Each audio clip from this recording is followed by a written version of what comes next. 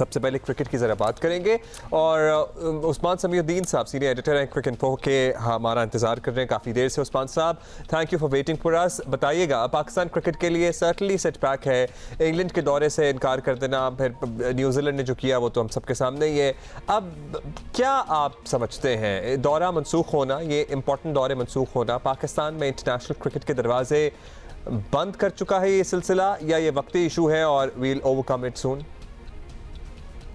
नहीं, I think ये सबके लिए दरवाजे नहीं बंद हुए हैं और मुझे लगता है अभी भी कोई कुछ टीम्स जो हैं वो आएंगी। आई थिंक हम लोग ये काफ़ी क्लियरली कह सकते हैं और ये पीसीबी चेयरमैन रमीज राजा ने भी यही कुछ इशारा करा है कि जो वेस्टर्न नेशंस हैं, ऑस्ट्रेलिया हो गया, न्यूजीलैंड हो गया, इंग्लैंड हो गया, ये शायद इस तरह की डिसीजन फिर भी लें पाकिस्तान में। मगर कुछ ऐसे मुल्क हैं, साउथ अफ्रीका उसमें हो गया, श्रीलंका, बांग्लादेश, वेस्ट इंडीज शायद, जो अभी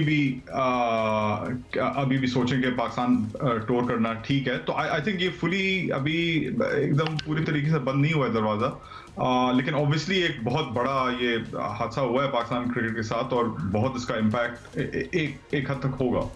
अच्छा उस्मान, आपसे ज़रूर पूछना चाहेंगे, न्यूजीलैंड ने तो जो किया वो किया, लेकिन इंग्लिश बोर्ड के इस फैसले के पीछे आपके ख्याल में असल वजह क्या है? आई थिंक जो मेन रीजन है वो ये है कि उनके प्लेयर्स ने कहा है कि हम नहीं टूर करेंगे पाकिस्तान। वो कह रहे हैं कि भाई हमें एक बबल में नहीं रहना है, हमें फटीग हो गई है कोविड की बायोसिक्योर बबल्स में खेल के। मगर ये सीरीज सिर्फ 4 दिन की थी, इसमें कोई इतना बड़ा सैक्रिफाइस आई डोंट थिंक कहीं से था। मुझे जहां तक पता है आई डोंट थिंक के बायोसिक्योर बबल्स जो होते वो इतने कोई स्ट्रिक्ट होते। आई थिंक कुछ हद तक इसमें इम्पैक्ट है कि इंग्लैंड के प्लेयर्स पाकिस्तान टूर नहीं करना चाह रहे थे और कुछ प्लेयर्स उनके आईपीएल में खेल रहे हैं जो वो कंटिन्यू करना चाह रहे थे। अगर वो पाकिस्तान टूर करते तो फिर उनकी आईपीएल की जो सीजन थे वो थोड़े शॉर्ट हो जाते, कट हो जाते। तो आई थिंक कुछ हद तक ये भी है। और जिस तरह से अगेन मैं कहूंगा रमीज ने जिस तरह से बात करी है कि उनकी जो डिस्कशन हुई थी ईसीबी के चेयरमैन से, इंग्लैंड बोर्ड के चेयरमैन से, उससे रमीज को एटलीस्ट जाहिर हो रहा था कि ये डिसीजन उनके हाथ में नहीं थी, चेयरमैन के हाथ में नहीं थी, बोर्ड के हाथ में नहीं थी। तो उससे साफ पता चल रहा है कि प्लेयर्स के हाथ में ये डिसीजन थी और प्लेयर्स ने सिंपली कहा है कि भाई हमें पाकिस्तान नहीं जाना है। और आप फिर आप जबरदस्ती इस तरह से नहीं कर सकते हो प्लेयर्स के साथ। आप ढूंढ सकते हो और अगर प्लेयर्स हैं, रमीज ने कहा कि हमने कोई डिस्कशन नहीं करी थी कि सेकंड 11 या थर्ड 11 इंग्लैंड के कोई प्लेयर्स आ जाएं। तो ऑब्वियसली प्लेयर्स ने कहा है कि हमें नहीं जाना है और अब आप उन्हें जबरदस्ती नहीं खिला सकते। तो वही आई थिंक रीजंस एक्चुअली ये थे, rather than any security threat. I think these were the main reasons. हाँ, सिक्योरिटी थ्रेट तो पहले भी क्लियर हो गया, कोई था नहीं। एक आईपीएल का बड़ा इंपॉर्टेंट फैक्टर है, फिर nobody wants to leave IPL और ये इंडिया ने उसको इतना बड़ा कर दिया है। आई एम सॉरी, मैं इस बात पे भी थोड़ी सी स्पीचलेस हो गई हूँ कि प्लेयर्स डिसाइड कर रहे हैं कि जी हमने नहीं जाना, हमने उस बबल में नहीं रहना। The times when Pakistan state for 14 और more days in bubbles in New Zealand, quarantine में रहे हैं, इंग्लैंड में रहे हैं, और इंग्लैंड में तो वो तब गए हैं जबकि पाकिस्तान के कोविड केसेस इतने कम और इंग्लैंड अरूज पे था उस वक्त। क्रिकेट बोर्ड जो है वो इतना बेबस है और उसके अपने कोई फाइनेंशियल स्टेक्स भी नहीं है। ये बड़े सवालात हैं। अब ये बताइएगा सर कि अब तक जो क्रिकेट बोर्ड का रिएक्शन या चेयरमैन क्रिकेट बोर्ड की तरफ से जरा एग्रेसिव अप्रोच दिखाई जा रही है, ठीक ही लग रहा है। आपको क्या लगता है कि ये पॉलिसी ठीक है? आपका क्या मशवरा होगा रमीज राजा साहब के लिए?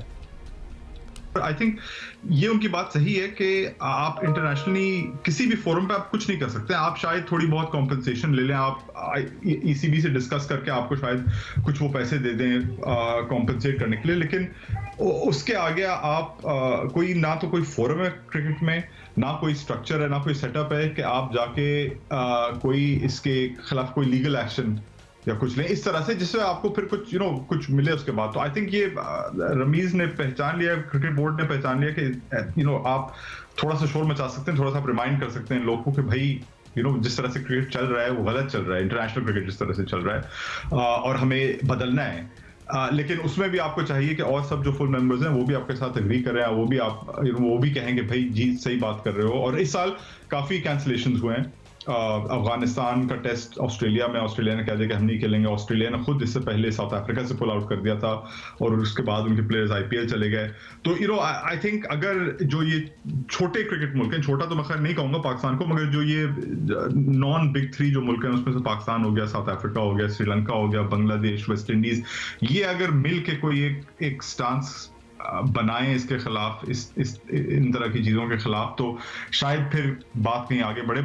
मुझे वो भी नहीं लगता है कि उस स्टेज पे भी आप आ सकेंगे कि ये और सब बोर्ड्स आपके साथ बैठ के इस तरह की बातें करेंगे। उस स्टेज पे तो सर्टनली शायद कोई ना आए। और बहुत शुक्रिया आपका उस्मान समीउद्दीन साहब। और बांग्लादेश क्रिकेट बोर्ड पे इंडियन क्रिकेट बोर्ड का इन्फ्लुएंस भी किसी से ढका छुपा नहीं है, बाय द वे। अच्छा, the more we hear about it ना, कि क्या रीजंस हैं जी इंग्लैंड क्यों नहीं आए, और जो भी हम जितने भी एक्सपर्ट से बातें करते हैं, ज़रा और दिल जलता है कि ज़रा आप ये ढिठाई देखें कि किसी से आप फेवर्स ले लें कि प्लीज आइएगा और खेलिएगा, और फिर बहुत शुक्रिया आप आए हैं, और अपनी दफा आंखें माथे पे रख लें, झंडी दिखा देना। वो ना टॉक टू द हैंड वाली बात होगी कि हमने चक्कर ही नहीं है, हम नहीं आ रहे। अच्छा तो ये जी, इस पे गुस्सा बनता ही है। और कभी कभार मुझे लगता है फिर रमीज राजा, ऑल्दो उनकी पोजीशन ऐसी है कि उनको बड़ा नाप तोल के बात करनी चाहिए, बट कह दो, मतलब बाकी तो सोच भी नहीं रहे और करे चले जा रहे हैं, तो फिर हम भी करेंगे।